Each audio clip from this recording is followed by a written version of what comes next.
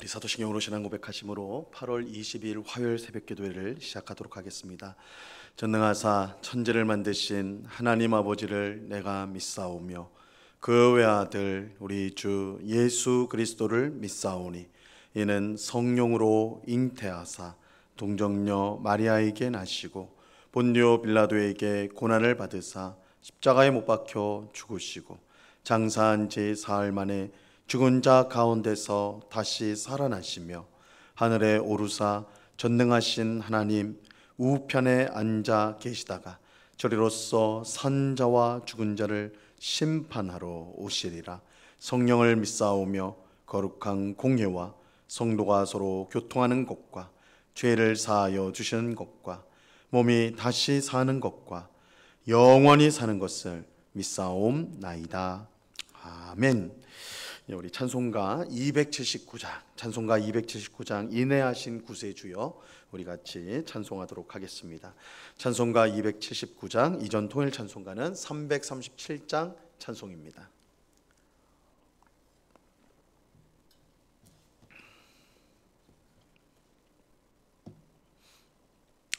찬송가 279장을 같이 찬송하도록 하겠습니다. 인내하신 구세주여 내가 비오니 죄인 오라실 때에 날 부르소서. 주여 주여 내가 비오니 죄인 오라실 때에 날 부르소서. 자비하신 보좌 앞에 꿇어엎드려 자복하고 회개하니 믿음 주소서. 주여 주여 내가 비오니 죄인 오라실 때에 날 부르소서. 주의 공로 의지하여 주께 가오니 상한 마음을 고치시고 구원하소서. 주여 주여 내가 비오니 죄인 오라실 때에 날 부르소서. 만복 근원 우리 주여 위로하소서. 우리 주와 같으시니 어디 있을까. 주여 주여 내가 비오니 죄인 오라실 때에 날 부르소서. 아멘. 같이 기도하겠습니다. 참 좋으신 아버지 하나님 감사합니다. 무더운 여름 가운데도 우리를 변함없는 사랑과 은혜로 지켜주시는 주님, 우리를 깨워 이렇게 복된 기도의 자리로 인도하여 주심을 감사를 드립니다. 이 새벽에도 우리가 주님 앞에 가난한 심령으로 애통하는 심령으로 나아가오니 저희들을 불쌍히 여기사 하나님의 풍성한 은혜와 복으로 우리를 충만하게 하여 주시옵소서. 우리를 참으로 만족해 하고 안전하게 하는 것이 오직 하나님이심을 믿습니다. 세상의 모든 것을 가졌다 할지라도 우리가 참 평안을 알 수가 없고 또한 만족을 누릴 수가 없는데 우리가 하나님 안에 있을 때 예수 그리스도 안에 있을 때 우리의 심령이 참으로 만족하고 기뻐하는 줄 알고 늘 주 안에 거하기를 힘쓰는 주의 백성들이 다 될 수 있도록 주님 주장하여 주시옵소서. 주님, 우리가 바쁘게 살아가지만 매 순간 매 순간 하나님의 뜻을 생각하게 하여 주옵소서. 그래서 무엇을 생각하고 무엇을 말하고 무엇을 행동할 때에 이것이 하나님의 뜻인가, 하나님을 기쁘시게 하는 일인가를 생각하게 하옵시고 그것에 순종하여서 정말 주님을 기쁘시게 하는, 주님께 영광 돌리는 삶을 살아가는 저희 모두가 되게 하여 주옵소서. 하나님의 뜻을 구하는 주의 백성을 하나님 사랑하여 주시고 또한 그 삶을 붙들어 주시고 안전하게 지켜주신 줄로 믿습니다. 그 평안과 기쁨을 날마다 맛보게 하여 주시옵소서. 우리를 두렵게 하고 우리를 무섭게 하는 일이 우리에게 닥쳐올지라도 피난처가 되시는 하나님 안에 있는 우리들은 안전하다는 것을 꼭 믿고 주님의 능력과 은혜를 구하며 모든 어려움들을 이겨나가는 주의 백성 되게 하여 주시옵소서. 이 시간 주의 말씀을 듣고자 합니다. 성령 하나님께서 밝히 조명하여 주셔서 말씀의 뜻을 잘 깨닫게 하옵시고 오늘 말씀에 마음에 잘 새기고 순종하여 우리 주님을 기쁘시게 하고 이웃을 유익하게 하는 복된 삶을 살아갈 수 있도록 은혜 내리워 주옵소서. 감사와 찬송을 주께 드리오며 예수 그리스도 이름으로 기도드리옵나이다. 아멘. 예, 우리 하나님 말씀을 다 같이 봅니다. 베드로후서 2장 12절에서 14절까지의 말씀을 우리가 다 같이 보도록 하겠습니다. 베드로후서 2장 12절에서 14절까지의 말씀입니다.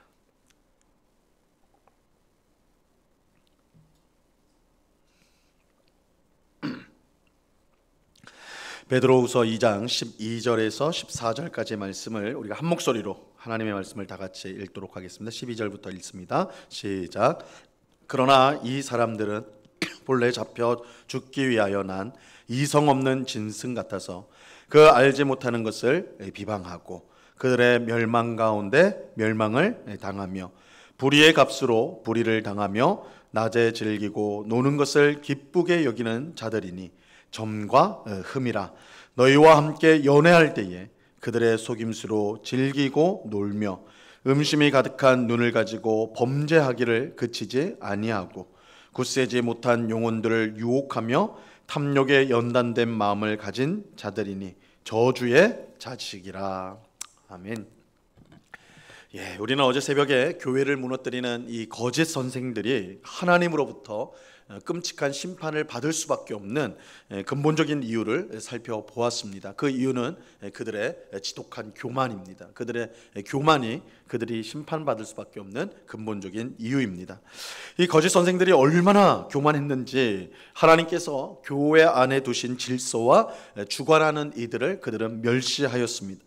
그들은 마치 자신들이 하나님께 특별한 권위를 받은 것처럼 교회의 권위를 철저히 무시하였습니다. 그래서 이런 거짓 선생들의 모습은 그런 특징이 교회의 질서와 또한 교회에 세워진 직분자들을 무시하는 데 있다. 그 근본에는 교만함이 있다. 우리가 이제 주목을 해야 됩니다. 근데 거짓 선생들의 이 교만의 극치는, 가장 큰 교만한 모습은 영광 있는 자들을 비방한 것에 있습니다. 여기서 이 영광 있는 자들은 천사들을 가리킵니다. 유다서에 보면 천사장인 미가엘과 타락한 천사인 사탄이 서로 논쟁하는 이야기가 나옵니다. 그들은 모세의 시체를 두고 논쟁을 벌였는데 사탄은 모세의 시체가 어디에 있는지 그걸 백성들에게 알려줘야 된다, 이렇게 주장을 했고, 천사장 미가엘은 모세의 시체 위치를 알려주면 이스라엘 백성이 우상 숭배할 위험이 있으니 이걸 숨겨야 된다, 이렇게 주장을 했어요. 분명 천사장 미가엘의 말이 옳았고, 미가엘은 이 사탄보다 높은 지위에 있었기 때문에 이 사탄의 주장이 잘못되었다, 그렇게 미가엘은 판단할 수가 있었습니다. 정죄를 할 수가 있었어요. 하지만 천사장 미가엘은 그렇게 하지 않았습니다.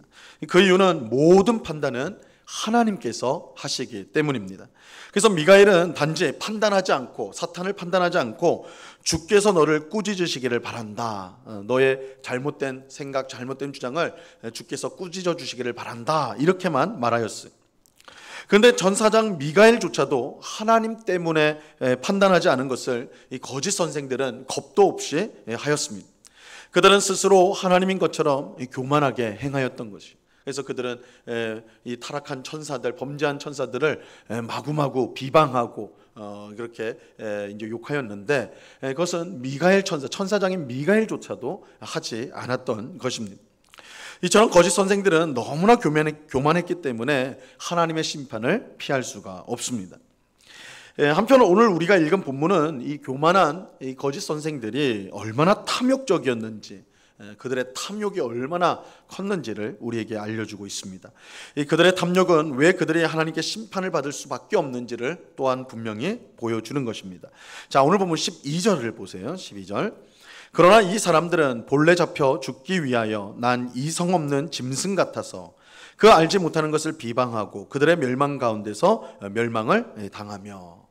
이 베드로는 거짓 선생들이 본래 잡혀 죽기 위하여 난 이성 없는 짐승과 같다, 그렇게 말하고 있어요. 이 사람을 짐승과 같다라고 말하는 것은 참으로 치욕적인 일인 것이죠. 누구를 이제 우리가 대부분 욕을 한다고 할 때 그것이 이제 사람을 짐승에 비유하는 경우가 많은데 그만큼 치욕적인 거예요. 그럼에도 불구하고 베드로가 그렇게 말하는 것은 이 거짓 선생들이 이성 없는 짐승처럼 무지했기 때문입니다. 무지했어요. 그들이 얼마나 무지한지를 가장 잘 보여주는 것이 앞에서 말씀드린 것처럼 그들의 영광 있는 자들, 즉 천사들을 비방한 것입니다. 그들은 무엇이 높고 낮은지, 무엇이 귀하고 천한지를 전혀 알지 못했습니다. 그래서 그들은 짐승처럼 본능을 따라 아무렇게나 행동을 하였죠. 근데 거짓 선생들이 이성 없는 짐승과 같다고 할 때 그것은 그들의 무지뿐만 아니라 짐승이 자기 본능을 따라 오직 쾌락을 쫓는 것처럼 쾌락에 눈먼 것을 뜻합니다. 13절을 보세요. 13절. 불의의 값으로 불의를 당하며 낮에 즐기고 노는 것을 기쁘게 여기는 자들이니 점과 흠이라. 너희와 함께 연애할 때에 그들의 속임수로 즐기고 놀며.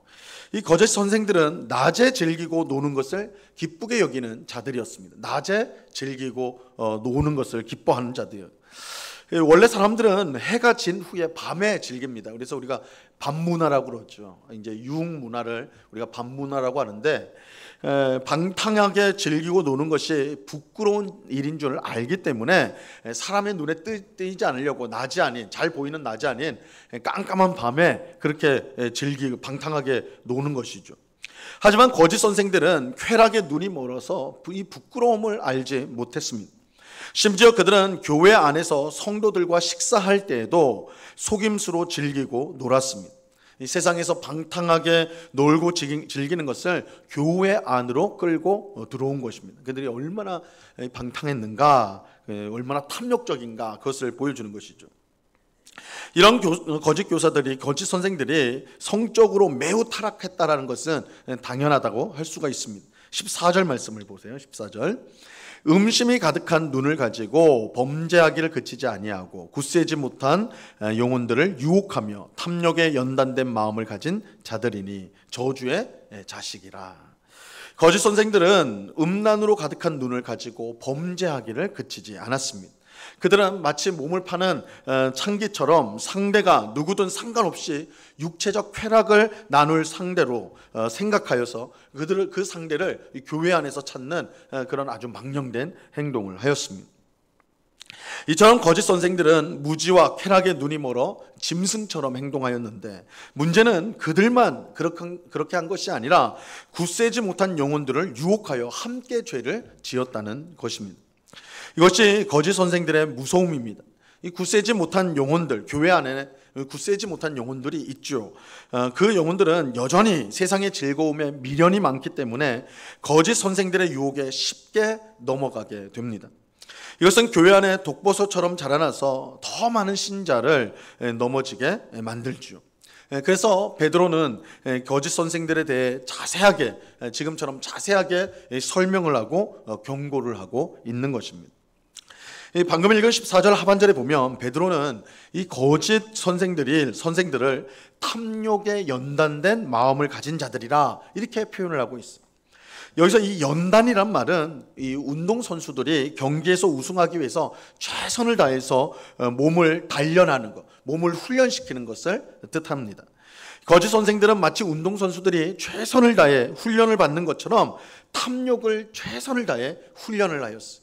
굉장히 생소한 표현인데 얼마나 그들이 육체적 쾌락에 물들었냐, 탐욕적으로 살았느냐, 마치 운동선수들이 아주 치열하게 훈련하는 것처럼 그들도 이 탐욕대로 사는 삶, 자신의 성적인 쾌락을 사는 삶을 아주 연습을 훈련을 많이 했다라는 거예요. 그야말로 그들은 탐욕 덩어리였어요. 이것은 거짓 선생들이 무서운 심판을 절대 피할 수 없는 이유지요. 심판을 피하기 위해서는 회개해야 되는데 탐욕에 연단된 마음을 가진 그들은 절대 회개할 수가 없습니다. 하나님의 말씀이 우리 마음 안에 들어와 자신의 죄와 비참함을 깨닫게 해야 되는데, 그래야지 회개에 이를 수가 있는데, 이 탐욕으로 단단해진 마음 때문에 그 거짓 선생들의 마음 가운데 하나님의 말씀이 들어갈 수가 없는 것입니다. 마치 길가에 뿌려진 씨가 단단한 땅 속으로 들어가지 못해서 결국 새가 와서 그 씨를 먹음으로써 열매를 맺지 못하는 것과 같습니다. 예수님께서 씨 뿌리는 비유를 하실 때 길가에 뿌려진 씨가 있다. 이 길가는 사람들이 항상 밟기 때문에 단단하거든요. 그러니까 씨가 들어갈 수가 없는 거예요. 사람들이 반복해서 그 땅을 밟아서 단단해져 가지고 씨가 못 들어갑니다. 그래서 새가 와서, 사탄이 와서 먹어버린다. 이 거짓 선생들의 마음 상태가 그러하였던 것입니다. 예수님은 심령이 가난한 자가 복이 있고 마음이 애통한 자가 복이 있다고 하셨습니다. 심령이 가난하고 마음이 애통한 사람은 자기의 부족함과 연약함을 너무나 잘 알기 때문에 언제나 하나님의 은혜를 구하게 되어 있습니다. 하지만 거짓 선생들처럼 탐욕에 연단된 마음을 가진 자들은 탐욕에 눈이 멀어서 하나님의 말씀을 듣지도 못하고 하나님의 은혜를 간절히 구할 필요도 전혀 못 느낍니다. 그렇게 그들에게 남은 것은 하나님의 무서운 심판밖에 없는 것입니다. 세상의 온갖 쾌락을 누리는 삶이 복된 삶이 아니에요. 세상 사람들은 그렇게 생각하죠.